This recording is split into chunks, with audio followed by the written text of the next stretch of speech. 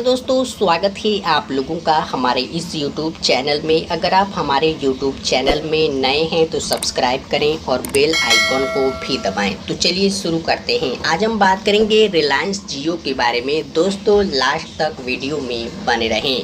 First number की बात करें तो रिलायंस जियो ने ट्राई से सैटेलाइट स्पेक्ट्रम मूल्य निर्धारण पर परामर्श पत्र को संबोधित करने का आग्रह किया है, क्योंकि दोस्तों उसे लगता है कि सैटेलाइट और स्थलीय नेटवर्क के बीच समान अवसर के महत्वपूर्ण पहलू को नियामक ने नज़रअंदाज कर दिया है। ऑपरेटर ने सैटेलाइट स्पेक्ट्रम के प्रशासनिक आवंटन की ओर झुकाव पर भी सवाल उठाया है दोस्तों, जिससे ऐसे एयरवेव की नीलामी की मांग उठ रही है। भारतीय दूरसंचार विनियामक प्राधिकरण ट्राई के चेयरमैन ए.के. लाहोटी को लिखे पत्र में जियो ने कहा कि इस चूक के कारण सैटेलाइट और स्थलीय सेवाओं के बीच समान अवसर बनाने की आवश्यकता को संबोधित करने वाले किसी भी प्रश्न का अभाव हो गया है।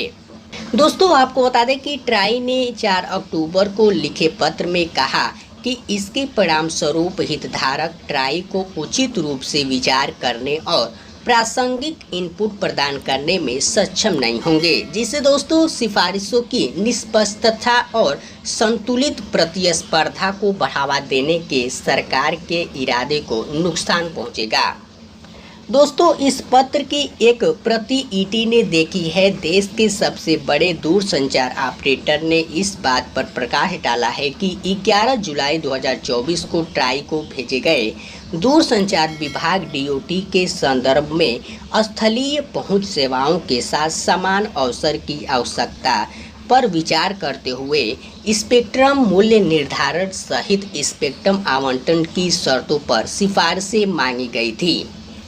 दोस्तों आपको बता दें कि जियो ने पत्र में कहा यह विचलन परामर्श पत्र और परिणामी सिफारिशों को कानूनी चुनौतियों के लिए कमजोर बनाता है, खासकर दोस्तों जब से यह डीओटी के संदर्भ में उल्लिखित मुद्दों को संबोधित करने में विफल रहता है, जैसे कि समान अवसर सुनिश्चित करना, जिसकी एक प्रति संचार मंत्री ज्योतिरादित्य सिंधिया को भी भेजी गई थी।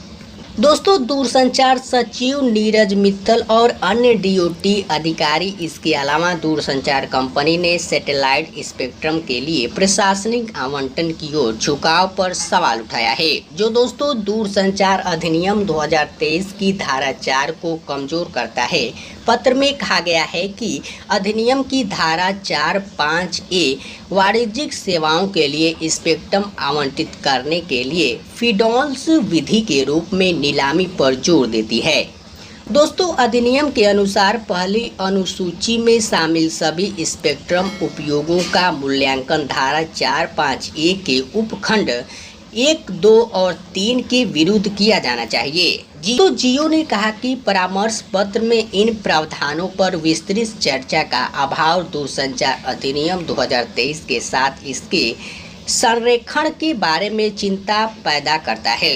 दोस्तों दूरसंचार कंपनी ने कहा नीलामी और प्रशासनिक आवंटन दोनों तरीके हितधारकों के इनपुट के लिए खुले रहने चाहिए, जिसमें दोस्तों प्रतिस्पर्धी ताकतों पर उचित विचार किया जाना चाहिए।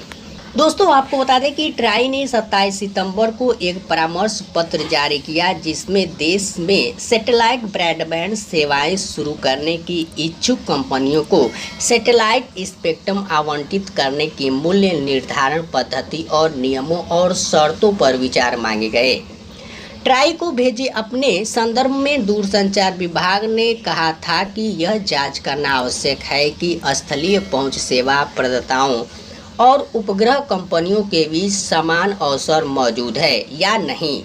दोस्तों जो निम्न पृथ्वी कक्षा LEO, मध्यम पृथ्वी कक्षा MEO और भूस्थिर कक्षा GEO वैश्विक उपग्रह प्रणालियों के माध्यम से भारत में स्थिर और मोबाइल उपग्रह सेवाएं प्रदान करने की योजना बना रही है। दोस्तों आप लोगों को ये वीडियो कैसा लगा कमेंट में बताएं। आई होप ये वीडियो आप लोगों को पसंद आया होगा। अगर आपको ये वीडियो अच्छा लगे तो लाइक शेयर जरूर करें। तो दोस्तों मेरा यूट्यूब चैनल को सब्सक्राइब करें और बगल में बेल आइकन को दबाना ना भूलें। Thanks for watching this video. जय हिंद।